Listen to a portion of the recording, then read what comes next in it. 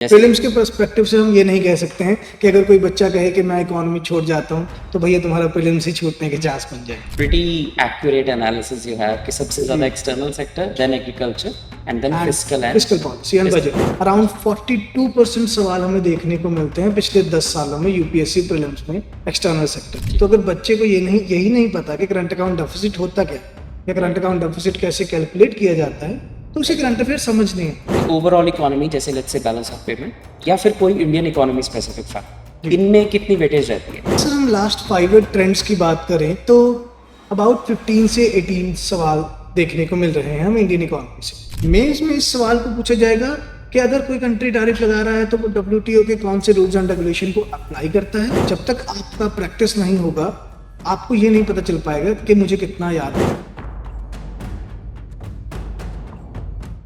Hello everyone and welcome to Chetan Bharat Learning. Welcome to yet another podcast in which we are going to discuss about tips and tricks for how to tackle economy in the UPSC prelims. और इस बारे में बात करने के लिए आज हमारे साथ हैं Yash Kirti sir. Welcome to the show sir. Thank you so much sir. तो आज सर हमारे कुछ ऐसे क्वेश्चंस के आंसर करेंगे जिससे जो कैंडिडेट्स इस बार यूपीएससी प्रीलिम्स 2025 में अपीयर हो रहे हैं उनको भी बहुत सारे हेल्प होगी और जो आने वाले सालों में अपीयर होने वाले हैं उनको भी इंडियन इकोनॉमी या इकोनॉमी एज अ सब्जेक्ट से रिलेटेड जो भी डाउट्स हैं वो क्लियर हो जाएंगे। तो सर सबसे पहले मैं शुरू करना चाहूँगा बाय आस्किंग द क्वेश्चन कि इकोनॉमी में क्या वेटेज रहती है यूपीएससी सिविल सर्विसेज में? अगर सर हम लास्ट 5 ईयर ट्रेंड्स की बात करें तो अबाउट 15 से 18 सवाल देखने को मिल रहे हैं हम इंडियन इकोनॉमी से, राइट। जिनमें जो पोर्शन है वो स्टैटिक का पोर्शन थोड़ा कम देखने को मिलता है। करंट अफेयर्स के पर्सपेक्टिव से सवाल ज़्यादा बनते हैं। बट अगर हम देखें कि अगर हम कहें कि यूपीएससी में बहुत अब ट्रेंड चल पड़ा है कि 4 स्टेटमेंट्स वाले सवाल आ, जी। तो उनमें एक स्टेटमेंट जरूर स्टैटिक की आ ही जाती है कि कोरिलेट करने के लिए कि बच्चे को कितना नॉलेज है स्टैटिक का भी और करंट का। तो अराउंड 15 से 18 सवालों का ट्रेंड चल रहा है पिछले 5 साल। Right sir, so that means ये एक मेजर पोर्शन है। जी जैसे प्रीलिम्स के पर्सपेक्टिव से हम ये नहीं कह सकते हैं कि अगर कोई बच्चा कहे कि मैं इकोनॉमी छोड़ जाता हूँ तो भैया तुम्हारा प्रीलिम्स ही छूटने के चांस बन जाए। राइट राइट, तो it is a major portion, तो आप इसको छोड़ना या इसको निग्लेक्ट करना बिल्कुल भी अफोर्ड नहीं कर सकते। Which brings me to the second question sir. ये जितने भी क्वेश्चंस यूपीएससी प्रीलिम्स में आ रहे हैं जी इसमें कुछ पर्टिकुलर टॉपिक्स कौन से हैं जो यूपीएससी फेवरेट हैं? फॉर एग्जाम्पल अगर हम पिछले 10 साल के ट्रेंड समझें यूपीएससी के, जो फेवरेट टॉपिक है यूपीएससी का वो है एक्सटर्नल सेक्टर, जिसमें राइट बैलेंस ऑफ पेमेंट या फॉरेन एक्सचेंज या appreciation of currency, depreciation of currency, WTO, IMF, world bank. Around 42% सवाल हमें देखने को मिलते हैं पिछले 10 सालों में यूपीएससी प्रीलिम्स में एक्सटर्नल सेक्टर के। राइट इसके बाद जो दूसरा सबसे फेवरेट टॉपिक है यूपीएससी का वो है एग्रीकल्चर, जहाँ पे agriculture schemes, agriculture related current affairs and some marketing loopholes जो हमें एग्रीकल्चर में देखने को मिलते हैं, जिनको अलग अलग तरीके से टैकल करने के लिए गवर्नमेंट कोई ना कोई प्रोग्राम्स लॉन्च करती है, तो उनके राइट बारे में सवाल आते हैं। इनका वेटेज रहता है अराउंड 32%। और जो थर्ड सबसे ज्यादा वेटेज वाला एरिया रहता है फिर वो रहता है budget and fiscal policy, right जिसमें अराउंड हमें 26% सवाल देखने को मिले हैं पिछले 10 साल से। Right, so pretty accurate analysis you have कि सबसे ज्यादा जी external sector, then agriculture and then and fiscal and fiscal policy and budget. Policy and budget. जी right right, so very well put.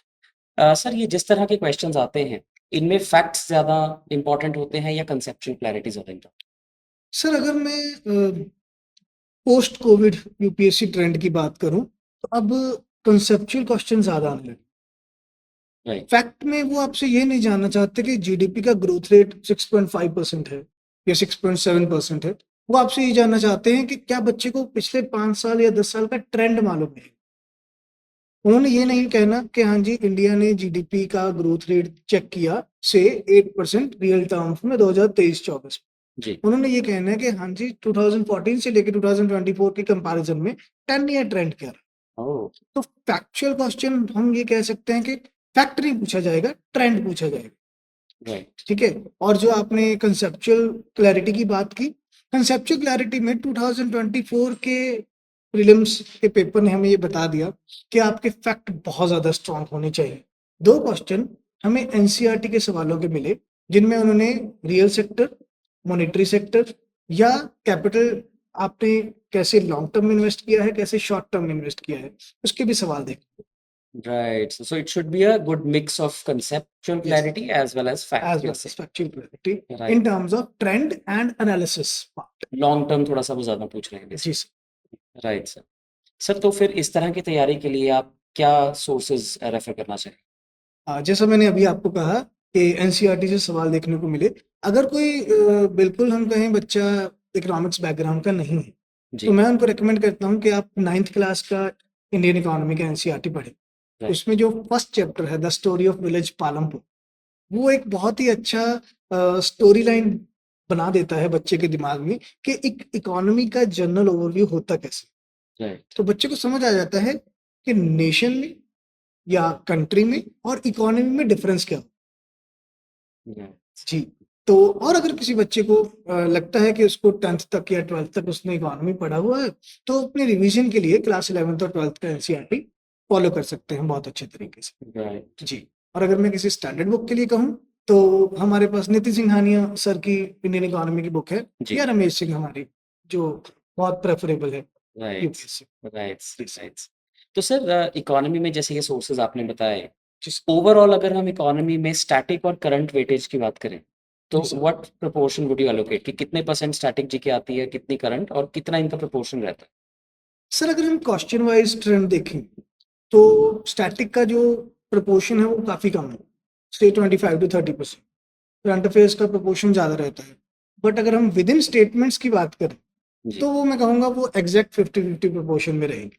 Right. ठीक है, क्योंकि अगर बच्चा ये सोचे कि मैं करंट अफेयर्स पढ़ रहा हूँ, ठीक है, सॉरी मैं वो भी बताना भूल गया कि अगर बच्चे ने करंट अफेयर फॉलो करने हैं, तो वो सिंपली अपना एक न्यूज़पेपर लगा ले और उसी के प्रति कंसिस्टेंट रहे। जी। अगर कोई बच्चा से द हिंदू पढ़ना चाहता है, द हिंदू फॉलो कर सकते हैं। अगर कोई बच्चा इंडियन एक्सप्रेस पढ़ना चाहता है, तो इंडियन एक्सप्रेस फॉलो कर सकते हैं। बट करंट अफेयर्स में आप यहाँ पर इकोनॉमी के एक ना बहुत डायलेमा रहता है कि जी। हम करंट अफेयर्स कब से पढ़ने शुरू करें। जैसे जैसे आप टॉपिक पढ़ते जाएंगे, जी। जब आपको कंसेप्चुअल क्लैरिटी हो जाएगी, उससे पहले आप करंट अफेयर इकोनॉमी के समझ नहीं पाते। ये इकोनॉमी के साथ एक बहुत हम कह सकते हैं डिफिकल्ट सा एस्पेक्ट रहता है। Right sir. सर अगर बच ये वाला पॉइंट आप कोई एग्जांपल देके डेमोंस्ट्रेट कर सकते हैं? जी, जैसे मैं अभी एग्जांपल बता रहा था कि आपको कि जैसे बैलेंस ऑफ पेमेंट का प्रपोर्शन काफ़ी ज़्यादा रहता है, एक्सटर्नल सेक्टर का प्रपोर्शन काफ़ी ज़्यादा रहता है। जी। तो अगर सवाल पूछा गया कि या करंट अफेयर में आया कि इंडिया का करंट अकाउंट डेफिसिट जो है, वो थोड़ा-सा इंक्रीज़ हो रहा है। जी। तो अगर बच्चे को यही नहीं पता कि करंट अकाउंट डेफिसिट होता क्या है, या करंट राइट। अकाउंट डेफिसिट कैसे कैलकुलेट किया जाता है, तो उसे राइट। करंट अफेयर समझ नहीं आए। तो ये एक थोड़ा डायलेमा रहता है इकोनॉमी के करंट अफेयर के पॉइंट ऑफ व्यू से। राइट। जी, तो मैं बच्चों को यही सजेस्ट करता हूँ कि जब तक कंसेप्चुअल क्लैरिटी नहीं हो जाती है, आप ये नहीं कह सकते हो कि हाँ जी, हमें इकोनॉमी के करंट अफेयर समझ आ। तो राइट। आप कंसेप्चुअल क्लैरिटी रखिए, फिर उसके बाद आपको करंट अफेयर बहुत ईज़िली समझ आ जाएँगे, और इतनी ईज़िली समझ आ जाएँगे कि आप फिर हेडलाइन देख के ही समझ जाओगे कि कहना क्या चाहते हैं करंट। जी। और जो फिर ब्लेंड की बात है, वो एग्जैक्ट 50% प्रोपोर्शन में हमें ब्लेंड देखने को मिलेगा कि अगर बच्चे को कंसेप्चुअल क्लैरिटी है और उसे करंट अफेयर फिर इजीली समझ आ रहे हैं, तो उसको पता चल जाएगा कि हाँ जी, ये स्टेटमेंट करंट अफेयर का है और ये स्टेटमेंट स्टैटिक पोर्शन तो में काफी पूछ रहे अच्छे से ब्लेंड है, दैट मीन्स हैं। कि जी, स्टैटिक और करंट। बिल्कुल राइट। तो 50-50 जो वेटेज है वो दोनों की रहेगी। रहेगा। Right sir. Right sir. तो सर ये सारी चीजों के बारे में हमने इकोनॉमी में बात की। इकोनॉमी में जनरल इकोनॉमी और इंडियन इकोनॉमी, जी अगर सर। इसके प्रोपोर्शन की हम बात करें कि ओवरऑल इकोनॉमी जैसे let's say balance of payment या फिर कोई इंडियन इकोनॉमी स्पेसिफिक फैक्ट, जी इनमें कितनी वेटेज रहती है? सर, इंडियन इकोनॉमी स्पेसिफिक अगर हम बात करें, तो जैसे मैंने आपको कहा एग्रीकल्चर सेक्टर, जी। तो एग्रीकल्चर सेक्टर का जैसे मैंने अभी आपको बताया कि 32% के ओवरऑल हमने क्वेश्चन देखे पिछले 10 साल। राइट। तो काफी ज्यादा इंडिया स्पेसिफिक क्वेश्चन हमें देखने को मिलते हैं। बट पोस्ट कोविड, क्योंकि अब मॉनेटरी पॉलिसीज बहुत अलाइन हो रही हैं वेस्टर्न इकोनॉमीज के साथ, तो जी। वर्ल्ड इकोनॉमी से भी हमें सवाल देखने को मिल जाते हैं। नो डाउट उनका प्रोपोर्शन काफी कम रहता है, 8 से 10% तक क्वेश्चन हमें वर्ल्ड इकोनॉमी से रिलेटेड देखने को मिलते हैं। तो 90% झुकाव तो इंडियन इकोनॉमी की तरफ ही रहेगा। बट हाँ, आप वर्ल्ड इकोनॉमी को या वर्ल्ड इकोनॉमी की, इंटरनेशनल इकोनॉमी की न्यूज को निगलेक्ट नहीं कर सकते। जैसे राइट। 2024 की अगर हम बात करें, तो यूएसए के बॉन्ड मार्केट का क्वेश्चन, जी। तो क्योंकि इंटर रिलेशन है इंडिया की कैपिटल मार्केट का यूएस की कैपिटल मार्केट के साथ, तो वो राइट। सवाल आया। और जिन बच्चों ने थोड़ा उस न्यूज़ को अच्छे से पढ़ा होगा वो बहुत ईज़िली उसको कर पाएँगे। तो सर जिस तरह ये अभी यूएस बॉन्ड मार्केट के आपने ट्रेंड पकड़ा कि वो जी। करंट में था तो वो पूछा गया। जी सर। ऐसा ही कोई टॉपिक या कुछ टॉपिक्स अगर आप स्टूडेंट से शेयर करना चाहें जो इस बार आने के बहुत हाई चांसेस सर जो हॉटेस्ट टॉपिक चल रहा है अभी tariffs because of president Trump. तो टैरिफ्स के ऊपर सवाल मैं और टैरिफ्स के लिए ये कहना चाहूँगा कि प्रीलिम्स के साथ-साथ ये मेंस के लिए भी उतना ही इम्पोर्टेंट टॉपिक रहे। राइट प्रीलिम्स में हमसे क्वेश्चन आ जाएगा टाइप्स ऑफ टैरिफ्स के ऊपर जी या what are the guidelines of international trade in terms of tariff.